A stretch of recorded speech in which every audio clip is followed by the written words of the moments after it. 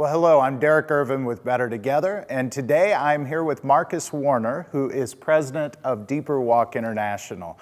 And so Marcus is going to be our speaker at our next Better Together luncheon. He's going to be speaking on the topic of overcoming resentment and building appreciation within a marriage. And so, Marcus, tell us a little bit about this topic.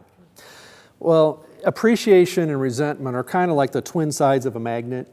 You ever seen those little black and white Scotty dog magnets? You turn them one direction and they suck together. You turn them the other direction and they push each other apart. Well, that's kind of what happens with appreciation and resentment in a marriage. Appreciation attracts and it draws people together. It creates intimacy. Resentment repels people, pushes them apart. So what we find is in most marriage counseling settings, when people come into the room, and typically they come in, one will sit over here, one will sit over there. They don't want anything to do with each other. We're going to talk about how do you help to identify the resentments? How do you overcome those? What do I need to do privately? What do I need to do with the other person? What's between me and God? What are the kind of things I need to share there? And then what are some strategies for building appreciation, in the home in a way that creates more attraction and minimizes the distance? Right.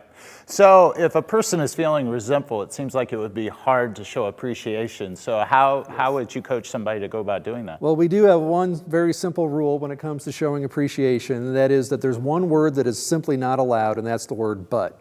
Okay? You cannot say, I really appreciate you, but, because that turns the whole thing on its head and turns it into resentment. Mm-hmm. So there's a time to deal with the resentment, there's a way to deal with the resentment, and there's a time for appreciation.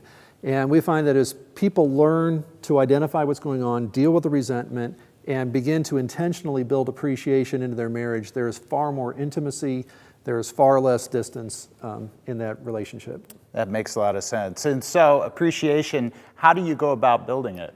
Well, one way, for example, of building appreciation is to just say the words, I really like it when you do this, it makes me feel.